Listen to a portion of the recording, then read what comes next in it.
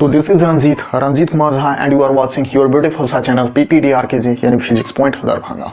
तो लेक्चर को स्टार्ट तो करेंगे, बट उससे पहले मैं आपको एक जरूरी बात बताना चाहता हूं कि आज थोड़ा सा लाइटिंग का प्रॉब्लम है। चलिए लाइटिंग को प्रॉब्लम को इग्नोर करते हुए अपन लोग लेक्चर को स्टार्ट करते हैं। तो जैसा कि अभी क्लास 10 का मैग्नेटिज्म का सीरीज चल रहा है, जहां पर अभी अपन लोग पहुंच चुके हैं लेक्चर नंबर 11 पे। चलिए लिख लेता हूं क्लास 10 फिजिक्स। लेक्चर नंबर आपका कितना हो गया? ये लेक्चर नंबर आपका 11 हो गया, ठीक है। तो लेक्चर नंबर 10 में हम लोगों ने क्या देखा? तो लेक्चर नंबर 10 में हम लोगों ने देखा था कि इलेक्ट्रोमैग्नेटिक इंडक्शन क्या है, फिर हम लोगों ने देखा था कि इंड्यूस्ड करंट देखा था, फिर हम लोगों ने इंड्यूस्ड करंट का डायरेक्शन कैसे फाइंड आउट करते हैं वो अपन लोगों ने देखा था फ्लेमिंग के राइट हैंड रूल से। किससे? तो फ्लेमिंग के राइट हैंड रूल से देखा था करंट का डायरेक्शन किधर होता है, ठीक है। अब ध्यान से सुना, जब हम लोगों ने कॉइल्स में करंट जो पैदा हो रहा था जिसको अपन लोग इंड्यूस करंट कह रहे थे, तो जब हम अभी अपन लोग करंट के बारे में पढ़ ही रहे हैं तो चलिए करंट के बारे में क्यों ना और डिस्कशन कर लेते हैं। और ये EMI जो हमने पढ़ा लास्ट लेक्चर में यानी इलेक्ट्रोमैग्नेटिक इंडक्शन पढ़ा, ये क्यों हमने इलेक्ट्रिक मोटर के बाद ही पढ़ाना चाहा, तो चलिए इसके बारे में भी आपको नेक्स्ट लेक्चर में जानकारी मिल जाएगा कि क्यों हमने इलेक्ट्रिक मोटर के बाद EM टॉपिक को इंट्रोड्यूस करा। तो चलिए पहले लेक्चर को स्टार्ट करते हैं। लेक्चर को क्या स्टार्ट करते हैं? तो हमने लास्ट लेक्चर में देखा था करंट के बारे में यानी इंड्यूस्ड करंट के बारे में। चलिए करंट के बारे में और थोड़ा डिस्कशन कर लेते हैं। तो हेडिंग लगाइए करंट, करंट, ठीक है। तो देखो करंट के बारे में तो हम लोग ऑलरेडी डिस्कस कर चुके हैं कि इसमें इलेक्ट्रिसिटी के चैप्टर में। तो अब रहा बात भाई इलेक्ट्रिक करंट कहते किसको हैं। तो इलेक्ट्रिक करंट कहते किसको हैं? तो ध्यान से सुनो, टाइम के रिस्पेक्ट में चार्ज के फॉलो को यानी चार्ज के मूवमेंट को अपन लोग क्या कहते हैं? इलेक्ट्रिक करंट कहते हैं। यानी चलिए उसे लिखते ही चलते हैं। Time rate of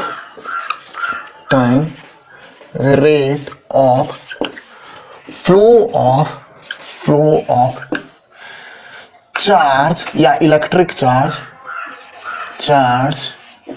is called as electric current, ठीक है, इलेक्ट्रिक करंट। अब ध्यान से देखो, वैसे तो करंट के बहुत से टाइप हैं, जहां पर हम लोगों ने लास्ट लेक्चर में देखा था इंड्यूस्ड करंट। अप टू आपके सिलेबस के अकॉर्डिंग करंट यानी इलेक्ट्रिक करंट मेनली दो टाइप का होता है। कौन कौन से टाइप का होता है?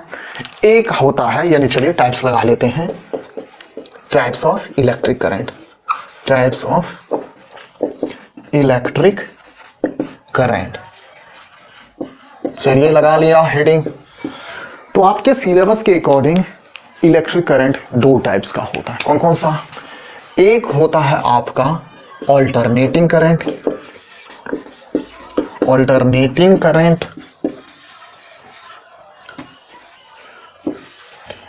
एक होता है आपका डायरेक्ट करंट,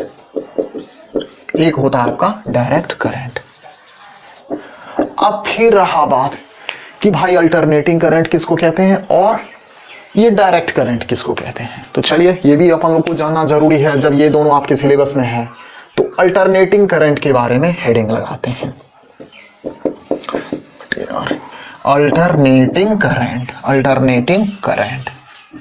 चलिए पहले इसको टेक्निकली समझने से पहले हम लोग ये समझ लेते हैं कि अल्टरनेटिंग करंट कहते किसको है। तो देखो अल्टर का क्या मतलब होता है? यानी जो बदल रहा है। कहने का मतलब ये हुआ कि करंट जो बदल रहा है। अब करंट क्या है? तो टाइम के अकॉर्डिंग जो फ्लो होता है चार्ज का, यानी टाइम के अकॉर्डिंग। फिजिक्स में जब भी कभी बात करना तो टाइम के रिस्पेक्ट में बात ही होता है, ठीक है। तो टाइम के रिस्पेक्ट में करंट के पास है क्या क्या? तो करंट के पास देखो एक मैग्नीट्यूड होता है, एक डायरेक्शन होता है, यानी करंट का स्ट्रेंथ होता है और करंट किस डायरेक्शन में फ्लो कर रहा है ये होता है। ये मैग्नीट्यूड क्या है, ये डायरेक्शन क्या है, ये भी आपके सिलेबस में नहीं है, ये सब आप 11th में जाओगे तब वहां पे समझोगे। तो देखो करंट के क्या पास होता है? करंट के पास एक स्ट्रेंथ होता है और करंट के पास किधर फ्लो कर रहा है यानी वो डायरेक्शन होता है। स्ट्रेंथ को अपन लोग मैग्नीट्यूड कहते हैं और किधर फ्लो कर रहा है यानी डायरेक्शन तो अपन लोग समझते ही हैं।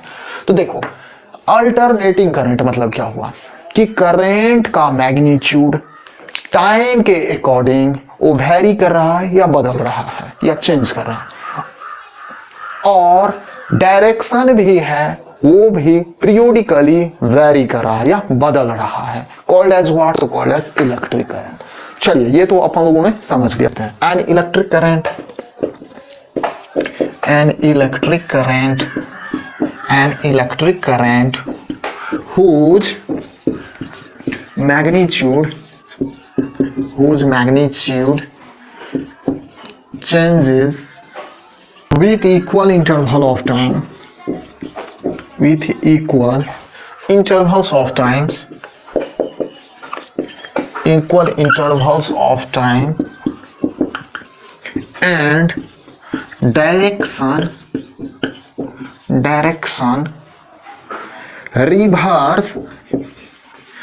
रिवर्स मंदे होता है बदल जाना यानी उल्टा हो जाना। एंड डायरेक्शन रिवर्स पीरियोडिकली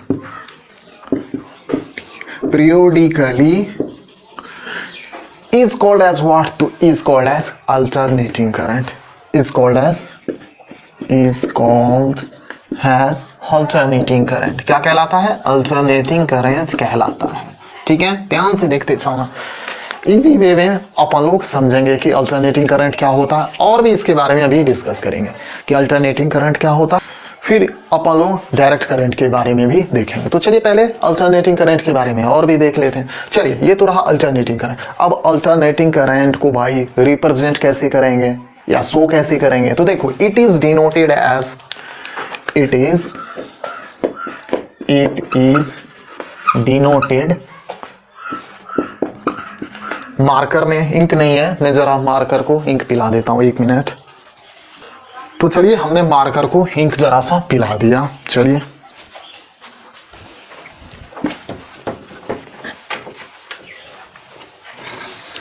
तो चलिए हमने मार्कर को इंक जरा पिला दिया। It is denoted as, it is denoted, फिर भी चल नहीं रहा। चलिए कोई प्रॉब्लम नहीं, दूसरे मार्कर से लिखते हैं। It is denoted as what? It is denoted as capital A, capital C। ठीक है, इसको कैसे डिनोट करते हैं? कैपिटल A और कैपिटल C से, या स्मॉल a c से भी डिनोट करते हैं। ठीक है, चाहे डॉट लगाओ या नहीं लगाओ, फिर भी AC करते हैं। ठीक है, अब देखो, इसको तो डिनोट करते हैं A for alternating C for current या A for alternating C for current, अपन लोग ऐसे रिप्रेजेंट करते हैं। ठीक है, ये तो हुआ रिप्रेजेंटेशन। और हम लोग जानते हैं क्या है, जो टाइम वेराइंग करंट होता है यानी टाइम के अकॉर्डिंग या टाइम के रिस्पेक्ट में जो वेरी करता है या जो बदलता है, वो क्या प्रोड्यूस करता है? वो प्रोड्यूस करता है EMW। अब फिर पूछोगे कि सर जी ये EMW क्या है? EMI तो अपन लोग जानते हैं, EMW तो पहली दफा सुने। देखो, EMI अपन लोग क्या जानते थे? Electromagnetic induction. यहाँ पर EMW stand for electromagnetic wave. क्या होता है? EMW यानी stand for electromagnetic wave. By the way, ये टॉपिक्स आपका 12th में एक चैप्टर भी है, तो वहां पर आप इसके बारे में मोर डिस्कशन देखोगे। As we know that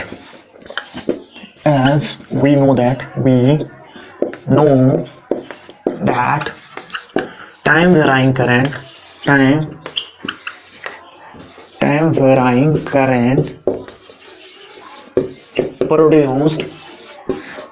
produced EMW यानी that is electromagnetic wave,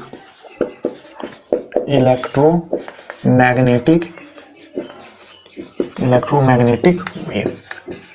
ठीक है, अब ध्यान से देखते रहना, EMW या इलेक्ट्रोमैग्नेटिक वेव, इस टॉपिक पर जरा सा आप ध्यान देना। बाय द वे, ये टॉपिक का मोर डिस्कशन आपके सिलेबस में नहीं है, फिर भी मैं जरा सा इस वर्ड से आपको फैमिलियर कराना चाहता हूं। देखो, जहां वेव है तो वेव तो आपने पढ़ा होगा साउंड के चैप्टर में क्लास 9th में, क्योंकि क्लास 9th को ही तो पढ़ के अपन लोग क्लास 10th में आए हैं। साउंड तो हम लोग पढ़े थे। हाँ, साउंड भी आप क्लास 10th में पढ़ोगे, फिर भी थोड़ा बहुत जान लेते हैं वेव के बारे में। तो इनका स्ट्रक्चर कुछ कैसा होगा? इनका स्ट्रक्चर डेफिनेटली ही कुछ वेव की तरह होगा। तो इनका स्ट्रक्चर तो वेव की तरह होगा, वेव का भी आपका बहुत टाइप का स्ट्रक्चर होता है। तो इनका जो यूजुअल जो वेव स्ट्रक्चर होता है वो साइनोसोडल होता है। कैसा होता है? साइनोसोडल होता है। तो इट्स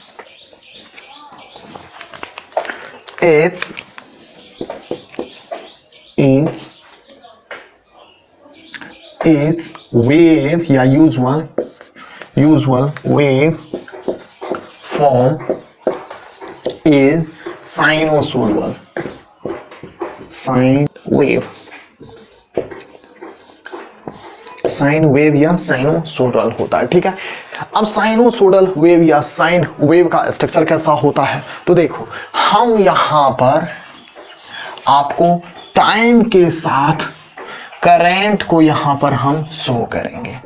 तो ये रहा y एक्सिस, ये रहा x एक्सिस। चलिए x एक्सिस में हमने टाइम को शो करा और y एक्सिस में हमने करंट को शो करा। ठीक है, या कोई भी वेव प्रोड्यूस करता है, चाहे वो स्क्वायर वेव हो या ट्रायंगुलर वेव हो या साइन वेव हो, ये सब वेव, तो ये टाइप्स के वेव प्रोड्यूस करता है कौन? तो एसी करंट प्रोड्यूस करता है। बट इनका जो यूजुअल वेव फॉर्म होता है वो साइन वेव होता है। अब साइन वेव का स्ट्रक्चर कैसा होता है? तो साइन वेव का स्ट्रक्चर कुछ देखो ऐसे होता है। ठीक है, कैसे होता है? ऐसे होता है।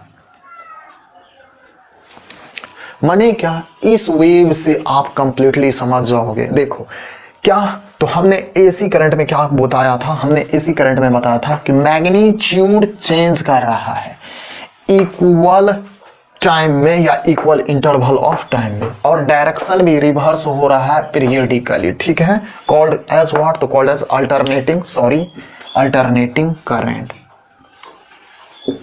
उसको हम लोग अल्टरनेटिंग करंट कहते हैं। अब देखो मैग्नीट्यूड कैसे हो रहा है। तो यहाँ पर हम लोग क्या देखते हैं कि यहाँ पर 0 होता है, यहाँ पर 1 2 3 4 5 6 होता है, फिर यहाँ पर 1 2 3 4 5 6 यहाँ पर टाइम के रिस्पेक्ट में होता है, यहाँ पर करंट के रिस्पेक्ट में मैग्नीट्यूड रहता है, यहाँ पर टाइम के रिस्पेक्ट में मैग्नीट्यूड रहता है। तो यानी 1 सेकंड में इतना करंट का मैग्नीट्यूड है, 5 सेकंड में इतना मैग्नीट्यूड है, 10 सेकंड में देखो ये मैक्सिमम एम्पलीट्यूड हो जाता है किसका? तो करंट का। अब यहाँ पर जो होगा यहाँ पर वैल्यू वो यानी करंट मैक्सिमम पहुंच जाता। फिर देखो टाइम के रिस्पेक्ट में ये करंट का जो स्ट्रेंथ है या मैग्नीट्यूड है वो कम हो रहा है। फिर इस टाइम के बाद देखो ये रिवर्स भी इसका करंट का डायरेक्शन हो जा रहा है। तो यहाँ से ये क्लियर हो जाता है कि अल्टरनेटिंग करंट का मैग्नीट्यूड चेंज कर रहा है कहाँ पर? इक्वल इंटरवल ऑफ टाइम में। और इनका जो डायरेक्शन भी है देखो, अभी अपवर्ड था, अभी फिर देखो ये डाउनवर्ड हो गया। तो यहाँ पर डायरेक्शन भी हम देख रहे हैं कि वो चेंज हो रहा है। तो ये कॉन्सेप्ट तो अपना क्लियर हो गया। अब यहाँ पर रहा बात ये ग्राफ। तो ये ग्राफ आया कहाँ से? तो ये ग्राफ आप ऑलरेडी क्लास 9th के चैप्टर नंबर वेव में आप पढ़े हो। कौन से टॉपिक का? तो आपने पढ़ा होगा फ्रीक्वेंसी का। आप पूछोगे कि भाई फ्रीक्वेंसी किसको कहते हैं? तो फ्रीक्वेंसी हमने देखा था कि ये देखो एक कंप्लीट वेव साइकिल है। ये क्या है? एक कंप्लीट वेव साइकिल, सॉरी ये क्या है? एक कंप्लीट वेव साइकिल। और फ्रीक्वेंसी किसको कहते हैं? तो यूनिट टाइम्स में, यानी यूनिट टाइम में नंबर्स ऑफ कंप्लीट साइकिल जितना होता है इज कॉल्ड एज व्हाट? तो इज कॉल्ड एज फ्रीक्वेंसी। अब यहाँ पर हम क्या देख रहे हैं? करंट का फ्रीक्वेंसी देख रहे हैं। ये क्या हो गया? आप देखते हो कि ये एक साइकिल हुआ किसका? अल्टरनेटिंग करंट का, यानी 1 साइकिल हुआ। ये कैसा 1 साइकिल? तो 1 कंप्लीट साइकिल। अगर यहीं तक रहा था तो हाफ साइकिल होता, और यहां से यहां तक कॉल्ड एज व्हाट? तो कॉल्ड एज 1 कंप्लीट साइकिल। चलिए फ्रीक्वेंसी के बारे में थोड़ा बहुत देख लेते हैं, क्योंकि एक कंसेप्ट है, उस कंसेप्ट को भी मैं यहाँ पर इंक्लूड करना चाहूंगा। तो आई मस्ट सजेस्ट कि आप इनका स्नैपशॉट ले लो, सच दैट अपन लोग इसे इरेज करके आगे की तरफ मूव करें। तो होप डाउन आपने इनका स्नैपशॉट ले लिया होगा। अब अपन लोग इसे इरेज करके आगे बढ़ रहे हैं। चलिए देखते हैं। तो अब चलिए हम लोग फ्रीक्वेंसी के कंसेप्ट को समझ रहे थे, तो जरा सा और फ्रीक्वेंसी के बारे में समझ लेते हैं। बाय द वे फ्रीक्वेंसी यहाँ पर हम मोर डिस्कशन नहीं करेंगे, क्योंकि फ्रीक्वेंसी हम लोग ऑलरेडी क्लास 9th में पढ़ चुके थे। तो चलिए थोड़ा अब अपन लोग अल्टरनेटिंग करंट पढ़ रहे हैं, तो फ्रीक्वेंसी जब आया है तो फ्रीक्वेंसी के बारे में भी थोड़ा बहुत जान लेते हैं। तो चलिए हेडिंग लगा लेते हैं पहले फ्रीक्वेंसी।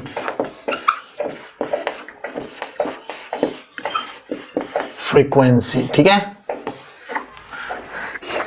फ्रीक्वेंसी है क्या? तो देखो हमने अल्टरनेटिंग करंट का ग्राफ आपको कैसा बताया था। तो हमने अल्टरनेटिंग करंट का ग्राफ या फोटो या ड्राइंग कुछ ऐसा बताया था। एक एक्सिस में यानी वाई एक्सिस में मान लो कि हमने करंट को लिया है और एक्स एक्सिस में मान लो कि हमने समय के साथ दर्शाया है। तो हम क्या देख रहे थे, ग्राफ देख रहे थे फ्रीक्वेंसी का। तो चलिए पहले ग्राफ बना लेते हैं। ग्राफ हमने बना लिया, ठीक है। चलिए इसको अभी पहले थोड़ा सा ऐसे इधर लिखिए क्योंकि अभी और इसके बारे में समझेंगे।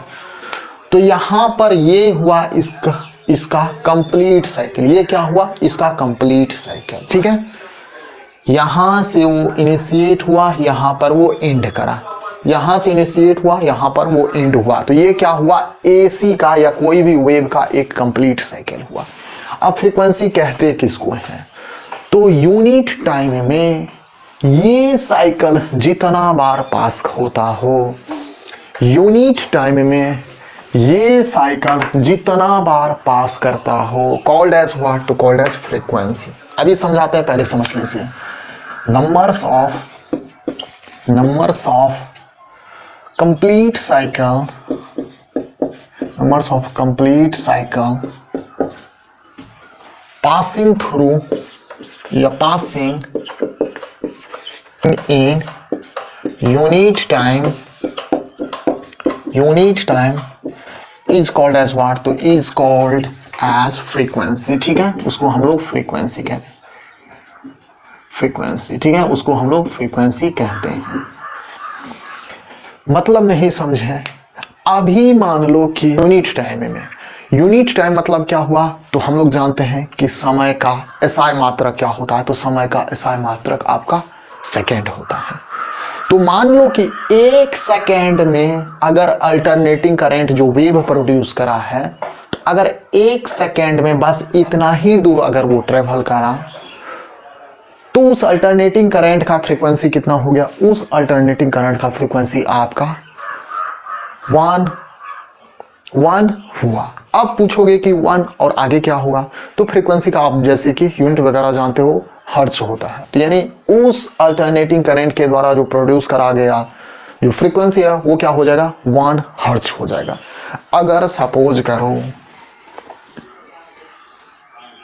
इसको और आगे बढ़ाने पर मान लो कि ऐसे हो जाता है, तो हम यहां पर क्या देख रहे हैं, हम यहां पर देख रहे हैं कि देखो एक साइकिल यहां तक हुआ, एक साइकिल फिर यहां से यहां तक हुआ।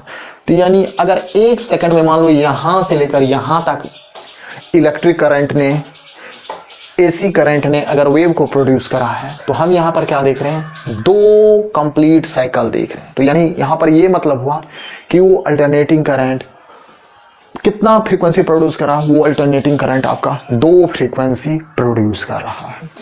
तो हमारे भारत में यानी इन इंडिया जो अल्टरनेटिंग करंट कहीं से जो जनरेट होता है या कहीं से जो प्रोड्यूस होता है, वो कितने फ्रीक्वेंसी का होता है, तो हमारे इंडिया में जो इलेक्ट्रिक करंट अल्टरनेटिंग करंट जो प्रोड्यूस होता है उसका फ्रीक्वेंसी आपका 50 हर्ट्ज होता है। यानी कहने का मतलब ये हुआ कि एक सेकेंड में अप टू यहां वाला साइकिल 50 होगा। यानी ऐसा सर्कल, यानी इसको अगर मैं मिटा दूं, ध्यान से देखते रहो कि एक सेकेंड में ये वाला कंप्लीट साइकिल 50 दफा होगा। इतना फ्रीक्वेंसी का अपने इंडिया में एसी करंट जनरेट होता है या कहीं से मिलता है, ये भारत सरकार बनवाता है। तो चलिए ये भी पॉइंट लिख लेते हैं। कभी कभी जीके वगैरह में या एनडीएस वगैरह का एग्जाम आप जब दोगे तो इस टाइप के क्वेश्चन भी पूछ लिए जाते हैं। तो in India AC current frequency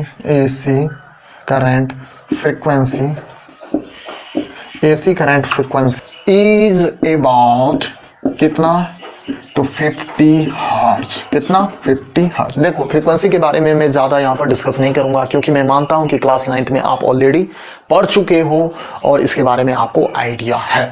अब फ्रीक्वेंसी का यूनिट वगैरह क्या होता है, उसका फार्मूला वगैरह क्या होता है, हम यहाँ पर उसका डिस्कशन नहीं करेंगे। तो इसका क्या मतलब हुआ, हम अभी फिर इलेक्ट्रिक करंट पे आ जाते हैं और उस इलेक्ट्रिक करंट में भी अभी पर्टिकुलर अपन लोग एसी पढ़ रहे हैं।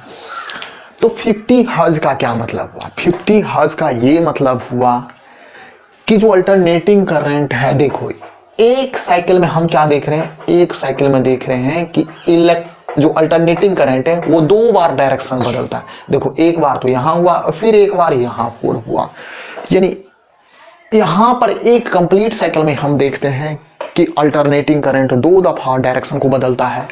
और जब हमारे इंडिया में जो करंट प्रोड्यूस होता है वो 50 हर्ट्ज का होता है, यानी 1 सेकेंड में ऐसा कितना कंप्लीट साइकिल है, तो ऐसा कंप्लीट साइकिल 1 सेकेंड में 50 है।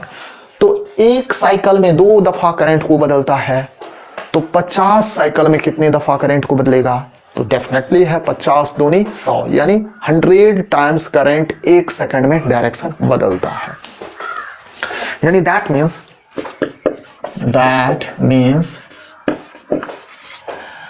AC current, that means it, या AC ऐसे ही लिख दो, AC changes it's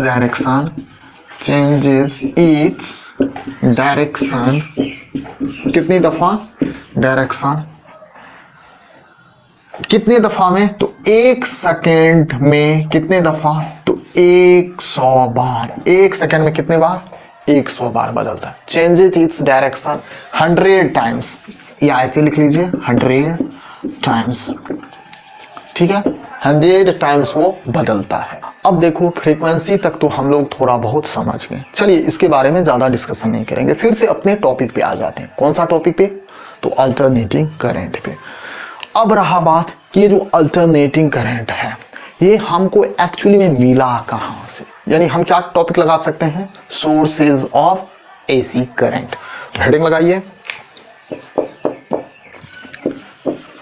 sources of alternating current, यानी AC करंट, ठीक है। यानी अल्टरनेटिंग करंट हमको कहां कहां से मिलता है या कहां कहां से हमें मिल सकता है। तो देखो अल्टरनेटिंग करंट हमको थर्मल पावर जनरेटर से मिलता है, हाइड्रोलिक पावर प्लांट से मिलता है, न्यूक्लियर पावर जनरेटर से मिलता है, AC जनरेटर से मिलता है, और भी बहुत सोर्सेज हैं जिससे हमको AC करंट मिलता है। तो चलिए लिखते जाते हैं सोर्सेज ऑफ AC करंट। तो इट इज अचीव्ड बाय, कहां से, तो hydraulic power plant, thermal power generator,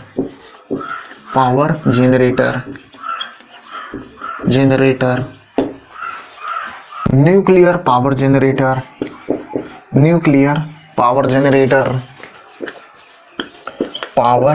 generator, AC